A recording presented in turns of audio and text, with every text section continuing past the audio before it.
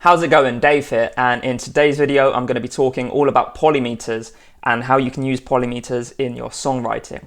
Now, polymeters are a great tool. They can be used in any genre and you'll create some really unique sounding rhythmic ideas by using them. So I'm going to explain what a polymeter is, and then I'm going to show you some examples that I've created that will help you come up with some ideas of your own. Now, a polymeter is when there are two or more time signatures being played at the same time.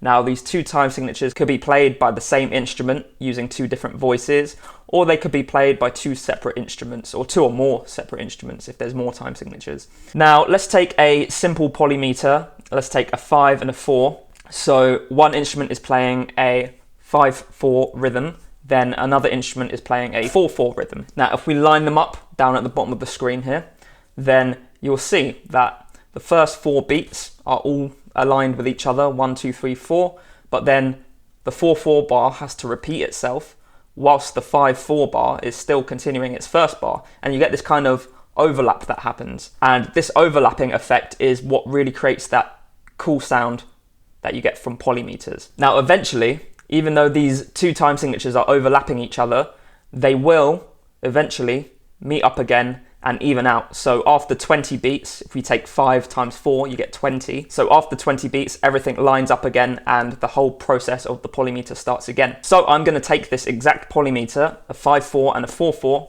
and use it in a songwriting context. So I have a lick that is in 4/4. It's a cool funky little lick.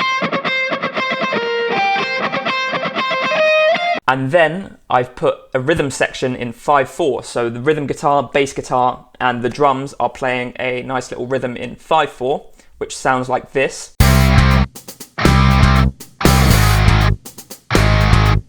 And then when you put them together, the 5/4 and the 4/4, we're going to be playing 5 bars of 4/4 and 4 bars of 5/4, because that creates the same amount of time, those 20 beats, and you get this sound.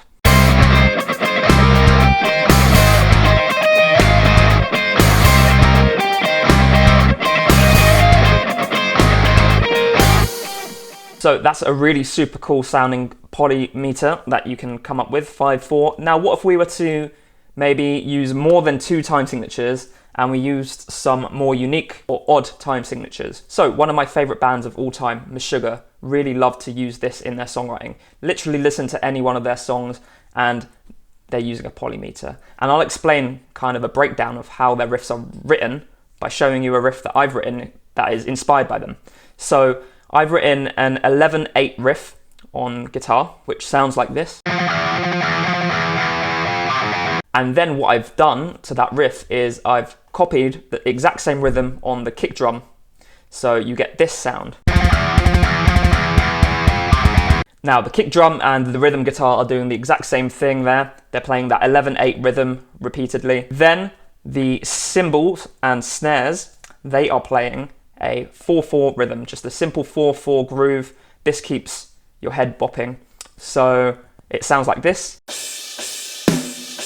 And to add a little bit of atmosphere, I've added another time signature, 7/8. I've played some tremolo picking guitar.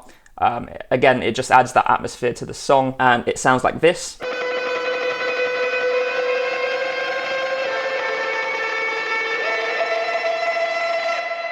So I'm tremolo picking one note at a time, and every 7/8 notes, I'm just switching the note that I'm playing. Now, what I've done with this one is I've not waited for all of the rhythms to line up with each other. I've just taken that 4/4 rhythm with the crash and the snare, and once it's completed 12 repetitions, I truncate the polymeter. So basically, I end the rhythm guitar, the kick drum, and the tremolo picked guitar where they are, wherever they fall at the end of that 4/4 bar. If you've had enough of a particular polymeter and you want to start everything again at a certain point, you can just cut it down and start again. There's nothing wrong with doing that. You don't have to wait for everything to line up, because I'm not going to do the maths, but if you have an 11/8 bar, a 7/8 bar, and a 4/4 all playing at the same time, I think it's going to take a while for everything to line up. So this is how it sounds.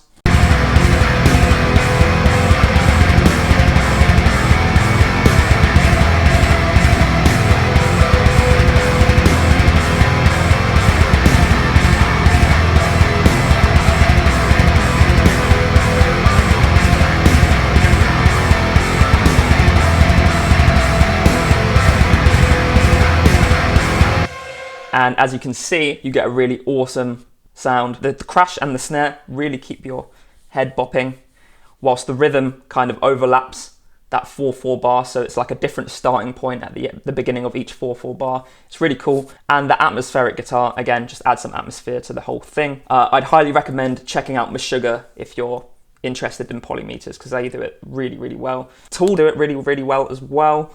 And King Crimson, there are tons of bands who use polymeters, but those are the three that come to mind. So give polymeters a go for yourself. I'm sure they'll really enhance your songwriting. Again, you don't have to use it for rock or metal. You can use it for literally any genre. I've just picked rock and metal because they're the things I'm best at. And if you enjoyed the video, click like, let me know what you thought in the comments, and subscribe to my channel. Hit that notification bell so that every single time I release a new video, you're notified.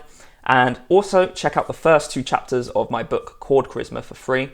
That's going to teach you how to write some really cool chord progressions in just those 2 chapters. So definitely check it out. And I will see you in the next video. See you later.